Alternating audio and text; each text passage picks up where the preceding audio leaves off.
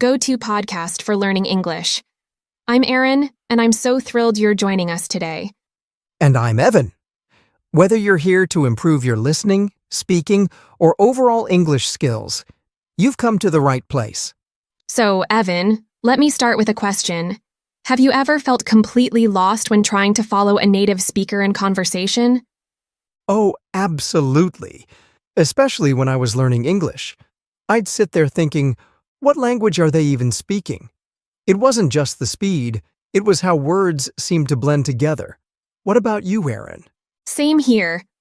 I remember watching English movies as a beginner and understanding maybe 2 words in an entire scene. It felt so discouraging. And that's exactly why today's episode is all about how to understand fast-spoken English. We're going to break down strategies that will help you tackle real-life conversations so you won't feel lost anymore. And before we dive in, we've got something special for you. A free PDF guide that complements today's episode. That's right. This guide is packed with examples, exercises, and 30 cultural phrases that native speakers use all the time. Whether it's building your listening skills or adding cultural depth to your English, this PDF has you covered. And the best part? It's completely free. Just check the link in the description to download it. Trust us. You don't want to miss this. It's like having a mini English coach right at your fingertips. All right, now that we're all set, let's dive right into today's tips. Ready, Evan? Ready and excited. Let's go. All right. Evan, do you remember the first time you tried to follow a group of native English speakers chatting casually? Oh, how could I forget, Erin? It was during my first trip to London. I had spent months watching language tutorials and reading English textbooks, but when I stepped into a bustling cafe, it felt like I had entered an entirely different world. The words were flying around me like birds, quick, unpredictable, and so hard to pin down. I can relate. It's a humbling experience, isn't it? You think you've got it all figured out because you can follow a TED Talk or a well-scripted movie, but then you're hit with the rapid, unscripted reality of everyday conversations. And it's not just the speed. It's the unpredictability and the variety. Exactly. That was my first big lesson. You can't rely solely on scripted content to learn a language. Sure, TED Talks are great for beginners. They're slow, polished, and easy to understand. But they're not how people talk in real life. Not at all. In real life, someone isn't going to say, "Excuse me, may I inquire about the location of the nearest restroom?" They'll just say, "Hey, where's the loo?" And if you're only used to polished professional language, that'll catch you off guard. So true. That's why I started exploring unscripted content, like reality shows, podcasts, or vlogs. Let me tell you, the first few attempts were tough. I felt lost and frustrated, but I stuck with it. Oh yes, that's the secret.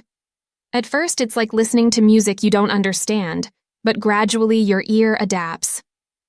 I remember diving into travel vlogs because I love exploring new places. Hearing people talk casually about their adventures, using slang and even mumbling. It felt chaotic, but it was the best training ground. It's like training a muscle, right? The more you listen to unscripted, natural conversations, the better you get at picking up on patterns and the flow of speech. And let's not forget the variety. Listening to different accents from places like the US, the UK, or Australia really stretches your understanding. Absolutely. The first time I heard an Australian say, "I reckon we should grab a cuppa," I was completely lost. Now it feels second nature. Variety is key. It prevents you from getting too comfortable with just one type of English. Speaking of getting comfortable, Erin, have you ever had those moments when you can almost guess what someone's going to say next? Oh, all the time. It's like you're in sync with the rhythm of the conversation, isn't it? That's a skill I call anticipation. Right, and it's such a game changer. Native speakers do it instinctively. They predict what's coming based on context and patterns. For example, if someone says, "I'm so hungry I could," You instantly think, eat a horse or grab a bite. Exactly. And the beauty of this is that you can train yourself to do it. I used to play a little game while watching TV shows or YouTube videos. I'd pause after a sentence and try to guess what the speaker would say next. At first, I was wrong, most of the time, but it got easier. It's like solving a puzzle, isn't it? You don't need to know every word. You just need to understand the context. For example, if someone says, "I didn't set my alarm last night, so this morning," you can predict they'll say something like, "I woke up late," or "I missed the bus." And once you get the hang of it, it's amazing how much faster you can follow conversations. It's not about translating every word, it's about following the logical flow. Your brain becomes this super efficient prediction machine. That's such a great way to put it. And it's not just useful for listening. It makes your speaking smoother too. When you understand the natural flow of English, you start to anticipate how to respond, and conversations feel less like a struggle and more like a dance. Speaking of dancing, Evan, have you noticed how native speakers often link their words together, making sentences sound like one long, flowing phrase? Oh, absolutely. It was one of the biggest challenges I faced. Instead of hearing, "Did you see it?" I'd hear, "Do ya see it?" Or "I actually" would morph into "I actually." At first, it felt like a completely different language. Right. And don't get me started on dropped sounds. In British English, in his often becomes in is. The H just vanishes into thin air. It's like playing hide and seek with sounds. The key to tackling this is to mimic it yourself. It feels strange at first, but when you start saying things like, "What you doing?" instead of "What are you doing?" or "I don't know" instead of "I don't know," it becomes second nature. It's all about understanding the linking patterns. Once you start recognizing them, fast English doesn't feel so overwhelming anymore. And let's not forget those little filler phrases like, "You know what I mean," or "at the end of the day." They're the glue that holds conversations together. Yes. And here's the fun part. When you mimic these patterns, it's like you're tuning your brain to the rhythm of the language. Suddenly, the chaos starts to make sense, and conversations flow naturally. Evan, it reminds me of another game changer when it comes to understanding fast-spoken English: contractions and reductions. Oh, absolutely, Aaron. They're everywhere in English conversations, aren't they? And if you're not familiar with them, it can feel like you're missing half the words. Let me ask you, do you remember the first time you heard someone say, "Gimme that," instead of "Give me that"? Oh, I was so confused. I thought, what's a gimme? It took me a while to realize it was just a contraction of give me. And the same thing happened with wanna for want to and gonna for going to. And let's not forget the really tricky ones like lemme for let me or tryna for trying to. These shortcuts make speech faster and smoother, but they can be hard to catch if you're not used to them. That's why I started practicing them myself. Instead of saying, "I don't know," I'd say, "I don't know." Instead of, "Do you want to go?" I'd say, "Do you want to go?" It felt odd at first, but it was the best way to train my ear to recognize these reductions in real-life conversations. And once you get the hang of it, you'll start noticing them everywhere. In movies, songs, podcasts, you name it. It's like unlocking a hidden layer of the language. Exactly. And when you start using these contractions and reductions in your own speech, you'll sound much more natural. It's like blending into the rhythm of the language. Speaking of rhythm, Aaron, have you ever noticed how native speakers rarely speak in complete sentences? Oh, all the time, Evan. It's one of the things that surprised me the most. I'd been trained to expect perfect, polished sentences, but real conversations? They're anything but neat and tidy. Right. People pause, change direction mid-sentence, or leave thoughts unfinished. For example, in a textbook, You might read, I will attend the meeting tomorrow because it is important to discuss our goals. But in real life, it's more like, yeah, I'll go tomorrow. We gotta talk goals. Exactly. And sometimes people just jump between ideas. Instead of saying, can we discuss this now? I think it's urgent. They might go, so this thing, can we, urgent? Yeah? The key here is to embrace the flow of the conversation rather than waiting for perfect grammar. Pay attention to the speaker's tone, gestures, and context. Often, these will fill in the gaps when the words themselves don't form a full sentence.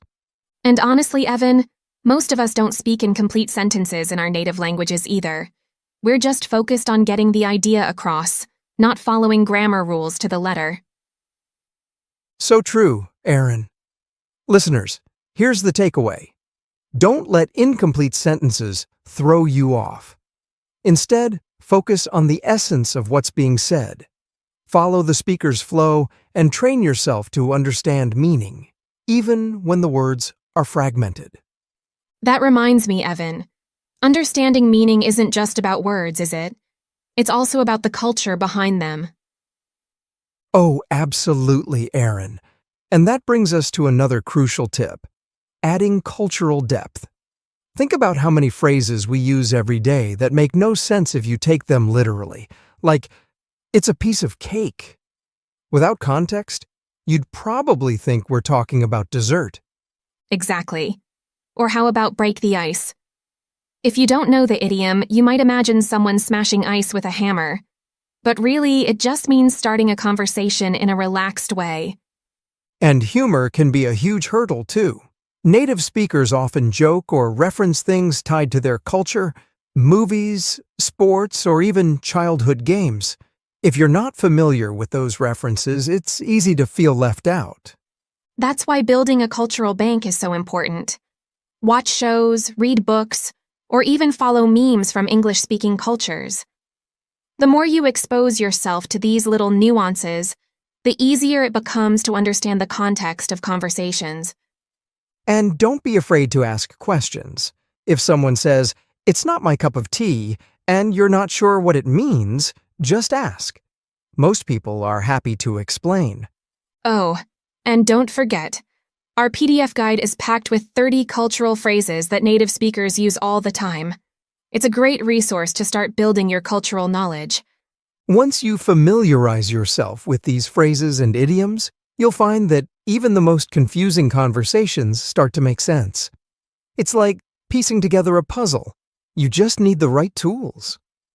Wow, what a packed episode today, Evan. We've covered so many valuable tips and strategies to help our listeners tackle fast-spoken English. Absolutely. But before we wrap up, let's take a quick moment to dive into some of the key words and phrases from today's episode. Right. To help you fully understand and use them in your daily life, let's pass it over to Charlotte for the vocabulary breakdown. Take it away, Charlotte. Thanks, Aaron and Evan. Hi, everyone. Let's go over a few key terms and phrases from today's episode. Blend together, meaning to mix or combine so that individual elements are hard to distinguish. Example: the colors in the painting blend together beautifully, creating a soft gradient. Tackle, meaning to address or deal with a problem or challenge. Example: the teacher helped the students tackle difficult math problems with step-by-step explanations. Thrilled, meaning very happy or excited. Example: she was thrilled when she received an offer from her dream university.